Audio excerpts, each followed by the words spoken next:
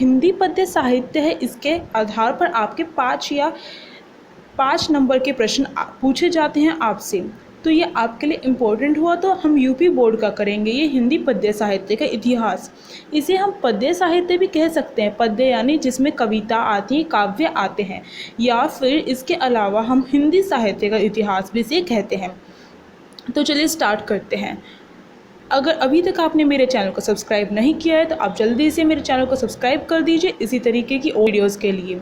को कोई भी क्वायरी हो तो आप बेझिझक कमेंट बॉक्स में पूछ सकते हैं मुझसे, आपकी मदद जरूर की जाएगी। तो देखिए, हमें देखना है कि जो हिंदी पद्य साहित्य है उसका इतिहास क्या है, यानी कि जो हिंदी है उसमें जो ये पद्य साहित्य आया है। पद्य साहित्य मतलब जो काव्य खंड होता है हमारा, जो कविताएँ होती हैं, जो पद होते हैं, उनका इतिहास, उसके साहित्य, कब से जो पद्य है, जो काव्य है, जो कविता है, जो पद हैं, वो कब से शुरू हुए हैं लिखने, उनकी शुरुआत कहाँ से हुई है, उसके बारे में हमें जानना है इस चैप्टर के अंतर्गत। तो चलिए स्टार्ट करते हैं।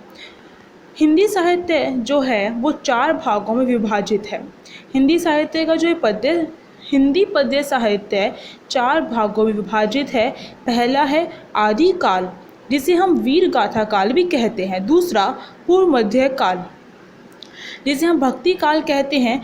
तीसरा उत्तर मध्य काल, जिसे हम रीति काल कहते हैं। और चौथा है हमारा आधुनिक काल, जो अभी वर्तमान में चल रहा है। तो ये देखना है हमें, आपको ये याद रखना है, क्योंकि इस पे आपके लॉन्ग आंसर नहीं आते हैं, बल्कि 2 मार्क्स के क्वेश्चंस आते हैं आपके। तो आपको एक छोटी से छोटी जो चीज़ होती है वो आपको इससे समझते हुए चलना है, याद करते हुए चलना है। तो इसमें आपको देखना है कि आदिकाल कब से कब तक शुरू हुआ है। आदिकाल आपका शुरू हुआ है 800 विक्रमी संवत से 1400 विक्रमी संवत तक। जो यहाँ पर ये लिख रखा है, आप इसका स्क्रीनशॉट ले सकते हैं और आप इसे याद कर सकते हैं। तो भक्ति काल हमारा कब से शुरू हुआ है? भक्ति काल हमारा 1400 विक्रमी संवत से 1700 विक्रमी संवत तक। तो देखिए, जो हिंदी साहित्य या फिर हिंदी पद्य साहित्य, तो ये जो है ये 3 भागों में विभाजित है। मुख्यतः 3 भागों में विभाजित है। हमने अभी देखा था कि पूर्व मध्य काल और उत्तर मध्य काल। तो जो पूर्व मध्य काल है और उत्तर मध्य काल है, इसे हम मिलाकर मध्यकाल कहते हैं। तो कन्फ्यूज मत होइएगा, ये 3 मुख्य धाराओं में विभाजित है, 3 खंडों में विभाजित है। पहला है आदिकाल, जिसे वीर गाथा काल भी कहा जाता है। दूसरा मध्यकाल, मध्यकाल जो है वो 2 भागों में विभाजित है, जिसे पूर्व मध्यकाल कहा जाता है और उत्तर मध्यकाल कहा जाता है। पूर्व मध्यकाल का दूसरा नाम है भक्ति काल, यानी कि इसमें जो भक्ति से संबंधित जो रचनाएं हुई थी वो पूर्व मध्यकाल के भक्ति काल में हुई थी। उत्तर मध्यकाल को रीति काल भी कहा जाता है, जिसमें रस से भरी हुई जो रचनाएं थी, अलंकारों से भरी हुई जो रचनाएं थी, वो इसके अंतर्गत हुई थी। अब देखिए, जो भक्ति काल है वो भी आपका 2 भागों में विभाजित है, 2 धाराओं में विभाजित है। पहली जो धारा है वो है आपकी सगुण भक्ति धारा, दूसरी जो धारा है वो है आपकी निर्गुण भक्ति धारा। तो यानी कि जो भक्ति काल है वो आप उसमें 2 तरीके की रचनाएं हुई थी, एक तो सगुण भक्ति धारा और दूसरी निर्गुण भक्ति धारा। अब जो सगुण भक्ति धारा है वो भी आपका 2 भागों में विभाजित है। तो यहाँ पर कंफ्यूज होने की ज़रूरत नहीं है। आपको याद रखना है कि जो हिंदी साहित्य वो 3 भागों में विभाजित है। पहला आदिकाल, दूसरा मध्यकाल, तीसरा आधुनिक काल। अब जो आदिकाल है वो तो किसी चीज़ में विभाजित नहीं है, तो इसे तो एज इट इज़ आप याद रखिए। जो मध्यकाल है वो आपका 2 भागों में विभाजित है, एक तो भक्ति काल, दूसरा रीति काल। तो जो भक्ति काल है, अब भक्ति काल के पोर्शन को देखते हैं। तो जो भक्ति काल है वो आपका सगुण भक्ति धारा और दूसरा निर्गुण भक्ति धारा में विभाजित है। सगुण जो भक्ति धारा है वो 2 भागों में जाकर बट गई है, एक तो राम भक्ति धारा, दूसरी कृष्ण भक्ति धारा। तो जो सगुण भक्ति धारा है वो 2 भागों में विभाजित है, राम भक्ति धारा, दूसरी कृष्ण भक्ति धारा। राम भक्ति धारा में जो राम है उनको मध्य में रखकर रचना की गई थी, और जो कृष्ण भक्ति धारा है उसमें कृष्ण को मध्य में रख के रचना की गई थी। अब देखते हैं निर्गुण भक्ति धारा। निर्गुण मतलब निर्गुण भक्ति धारा भी दो भागों में विभाजित हो गई, एक ज्ञान मार्गी धारा और दूसरी प्रेम मार्गी धारा। इनके विषय में हम पूरा पढ़ेंगे कि ये धाराएं क्या होती है, इनके अंतर्गत कौन से कवि आते हैं, इनके जो प्रमुख कवि हैं उनकी रचनाएं क्या हैं वो हमें पढ़नी है, क्योंकि वो क्या है आपके एग्जाम में पूछी जाती है। आदि काल के विषय में सबसे पहले देखेंगे, क्योंकि जो आदि काल है वो सबसे पहले आता है। इसे वीर गाथा काल भी कहा जाता है, क्योंकि इसमें वीरतापूर्ण रचनाएं हुई थी, यानी कि जो युद्ध हैं उनसे रिलेटेड रचनाएं इस काल में की गई थी। जो वीरतापूर्ण जो रचनाएं होती है जिसमें युद्ध की व्याख्या की जाती है, जो कवि थे उस समय राजाओं के पास रहते थे, राजाओं के आश्रय में रहते थे, इसलिए वो उनके जब युद्ध होते थे तो उनके साथ युद्ध देखने भी जाते थे और अपने राजा की प्रशंसा करते हुए उनकी वीरता को दिखाते हुए रचनाएं करते थे। यानी कि अगर वह राजा के आश्रय में रहते थे तो वो क्या करते थे, राजा का गुणगान करते थे। और गुणगान कैसे किया जाएगा, उनके युद्धों को लेकर किया जाएगा। जिस भी युद्ध में राजा अच्छा प्रदर्शन करते थे उसकी चर्चा की जाएगी अपने काव्य में उनके ऊपर लिखा जाता था। क्यों किया जाता था ऐसा, क्योंकि वो आश्रय में रहते थे राजा ही उन्हें सब कुछ उपलब्ध करवाता था, इसलिए उनकी प्रशंसा वो करते थे। तो देखिए जो आदिकाल है इसी कारण क्या रहा है, आदिकाल को वीर गाथा काल भी कहते हैं, क्योंकि इसमें वीरतापूर्ण रचनाएं हुई हैं। अब हमने मोटे तौर पे समझ लिया है कि आदिकाल क्या होता है। अब आगे देखते हैं हम। हिंदी के प्रथम उत्थान काल को वीर गाथा काल, चारण काल आदि नाम दिए गए हैं। तो जो आदि काल है उसे वीर गाथा काल, चारण काल जैसे नामों से भी पुकारा जाता है। तो मैंने आपको बताया था ऐसा क्यों कहा जाता है।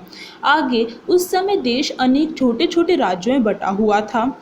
इन राज्यों के राजपूत राजा आपस में लड़ते थे, यानी कि उस समय जो देश था वो अनेक राज्यों में बटा हुआ था, छोटे छोटे राज्यों में, जिस कारण क्या है राज्य प्राप्त करने के लिए अपने राज्य की जो क्षेत्र सीमा है उसको बढ़ाने के लिए जो राजा थे वो एक दूसरे से युद्ध करते रहते थे, लड़ते रहते थे। क्यों लड़ते थे, अपना जो क्षेत्र है उसकी सीमा बढ़ाने के लिए, अपना जो क्षेत्र राज्य का जो क्षेत्र है उसे बढ़ाने के लिए लड़ते थे, दूसरे के राज्यों को हड़पने के लिए लड़ते थे। स्वभाव से वे वीर, साहसी एवं विलास प्रिय थे। विलास प्रिय का मतलब होता है कि वे विलास में हमेशा डूबे रहते थे, उन्हें रसपूर्ण जो रचनाएं थी वो अच्छी लगती थी, या फिर उन्हें ऐशो आराम में रहना पसंद था। छोटी छोटी बातों पर मनमुटाव, ईर्ष्या तथा एक दूसरे को नीचा दिखाने की प्रवृत्ति के कारण प्राय इनमें लड़ाइयाँ होती थी। तो मैंने यहाँ पे बता दिया था आपको ऊपर कि इनमें लड़ाइयाँ क्यों होती थी। दूसरा, क्योंकि वे एक दूसरे से जलते थे, ईर्ष्या करते थे, इसलिए उनके बीच में लड़ाई होती रहती थी। मुसलमानों के आक्रमण इसी समय आरंभ हो गए। दूसरा, इस काल में वीर गाथा काल ही क्यों कहा जाता है, इसके बारे में मैंने आपको बताया। वीरतापूर्ण रचनाएं क्यों होती हैं, इसके बारे में मैंने आपको बताया, क्योंकि वो क्या करना चाहते थे, अपना जो क्षेत्रफल है राज्य का उसे बढ़ाना चाहते थे। इसका दूसरा कारण यह है कि उस समय जो मुसलमान हैं उन्होंने भी आक्रमण करना शुरू कर दिया था, जिसके कारण भी इसमें वीरतापूर्ण जो रचनाएं हैं वो रची गई। इस समय वीर पुरुषों के यशोगान तथा वीरता का अतिशोक्तिपूर्ण वर्णन ही कविता का मुख्य विषय था। इस समय जितने भी कवि हुए थे, आदिकाल के समय जितने भी कवि थे, उन सबका उद्देश्य क्या रहता था, उन सबका जो मुख्य विषय या फिर उद्देश्य यही रहता था कि अपने राजा की प्रशंसा की जाए। और वो प्रशंसा कैसे करेंगे, रचनाओं के आधार पर करेंगे। वो कभी कविता लिखेंगे तो उसमें क्या करेंगे, अपने राजा की प्रशंसा करेंगे, जिससे कि उनका राजा खुश होगा और उन्हें कुछ मोहरे देगा, जिससे उनका दैनिक जो जीवन है वो सुखमय हो जाएगा।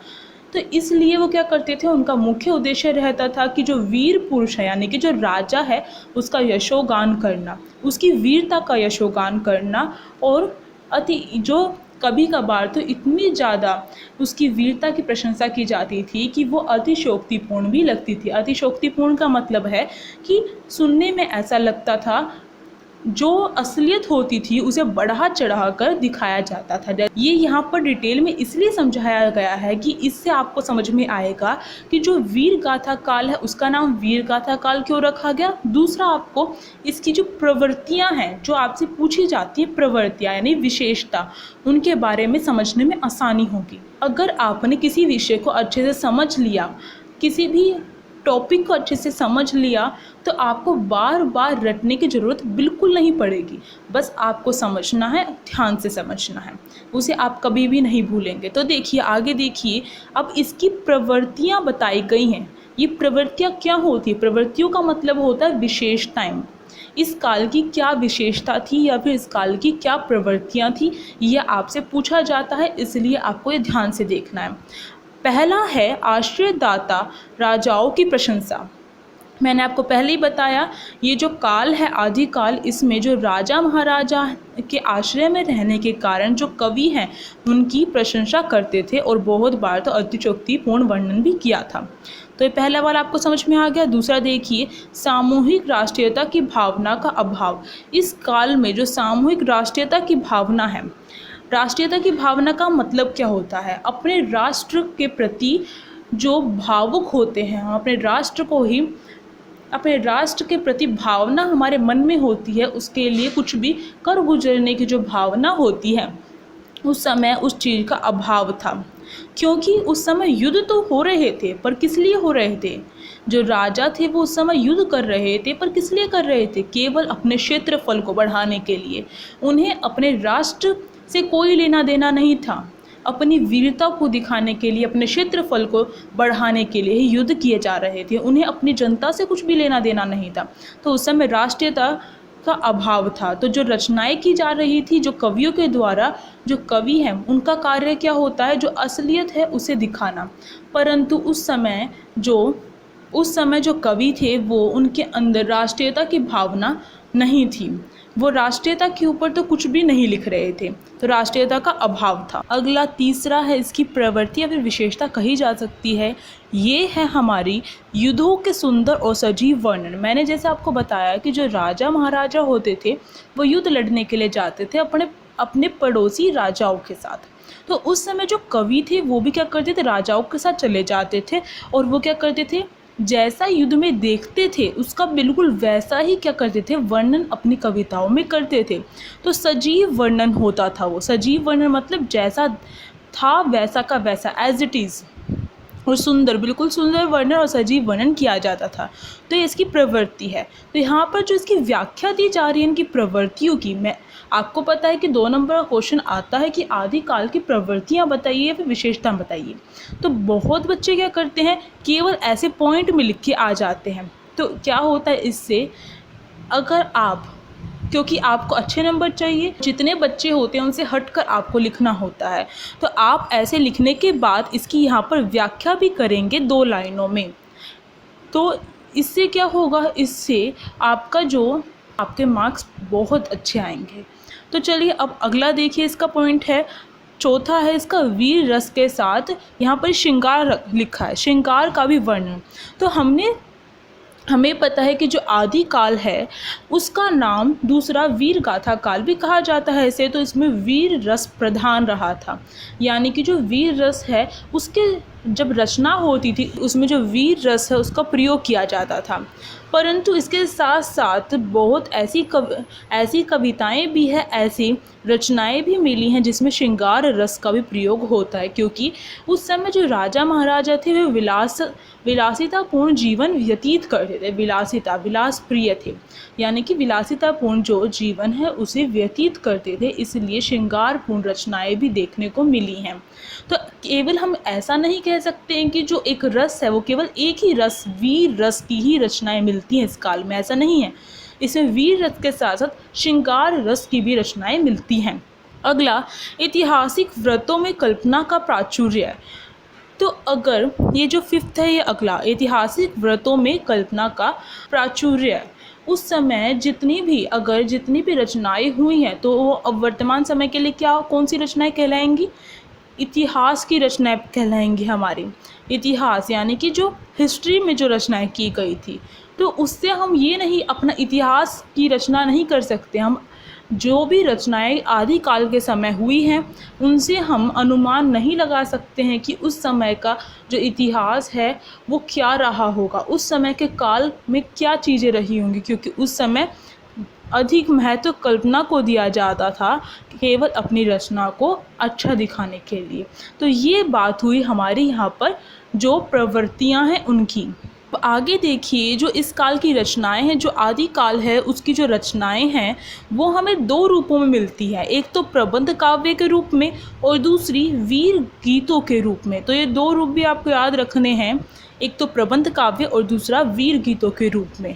प्रबंध काव्य क्या होता है? प्रबंध काव्य होता है अगर जो कविताएं होती है वो पैराग्राफ में होती हैं, हम सभी जानते हैं। तो जो कविताएं होती है ज़्यादातर पैराग्राफ में होती है। तो जो पंक्तियां हैं उनकी आपको समझना है प्रबंध काव्य क्या होता है और मुक्त काव्य क्या होता है, दोनों बात ध्यान रखिए। प्रबंध काव्य में जो पंक्तियां हैं वो एक दूसरे से जुड़ी हुई होती है, रिलेट करती है, परंतु जो मुक्त काव्य होता है उसमें जो पंक्तियां होती है, जो लाइन होती हैं कविता की, वो एक दूसरे से बिल्कुल अलग होती है, उनसे जुड़ी हुई नहीं होती है। तो इस समय प्रबंध काव्य के रूप में रचनाएं की जा रही थी, यानी जो कविताएं लिखी जा रही थी उनकी पंक्तियां एक दूसरे से जुड़ी हुई होती थी, एक ही विषय में पूरी कविता लिखी जाती थी। दूसरा वीर गीतों के रूप में रचना की जा रही थी। अब आगे देखिए, वीर गीत काव्य में सर्वाधिक प्रसिद्ध और लोकप्रिय काव्य। अब बात आती है, एक तो प्रश्न बनता है आदिकाल के ऊपर कि जो आदिकाल है उसकी प्रवृत्तियाँ बताइए। तो वह हमने ऊपर देखा, उनकी रचनाएं किस रूप में मिलती हैं, तो वो हमने देखा प्रबंध काव्य के रूप में और वीर गीतों के रूप में। अब जो प्रश्न तीसरा बनता है वो बनता है कि इस समय कौन से जो रचनाकार हैं वो महत्वपूर्ण हैं, या फिर किसी भी रचना का नाम लेकर पूछ लिया जाता है ये रचना कौन से काल की है, इसके रचयिता कौन है। तो वो सभी आपको इस पैराग्राफ में यहाँ पर मिलेगा, वो सभी आपको।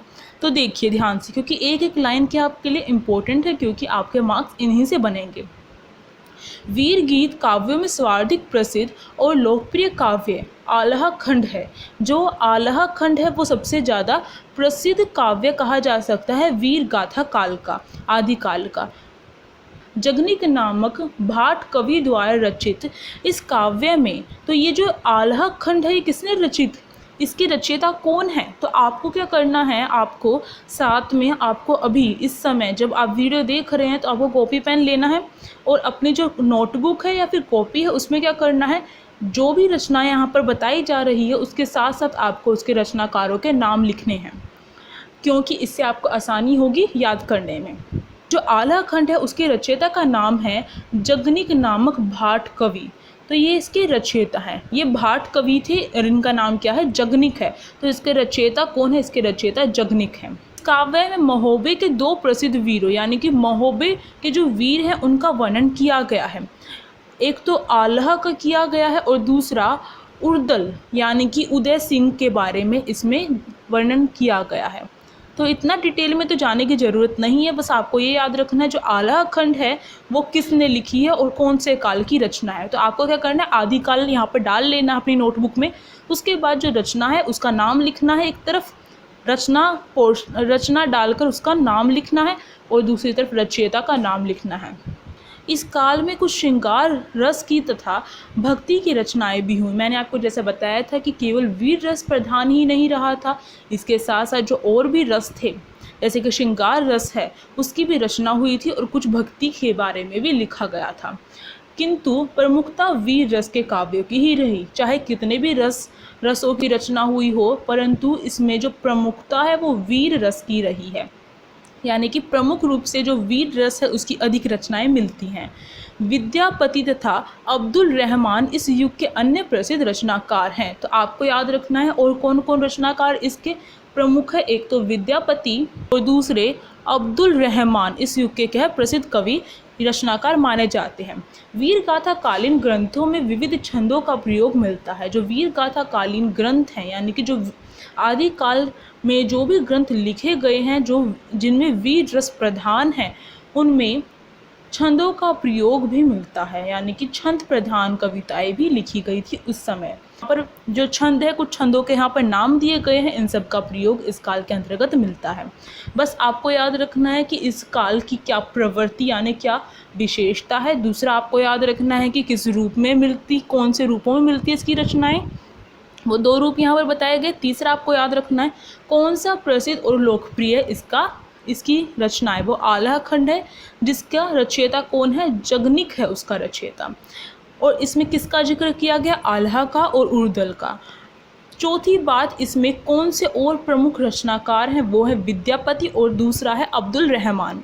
तो ये कुछ मुख्य बात थी इसकी। इसके साथ यहाँ पर जो आदिकाल है वो समाप्त होता है।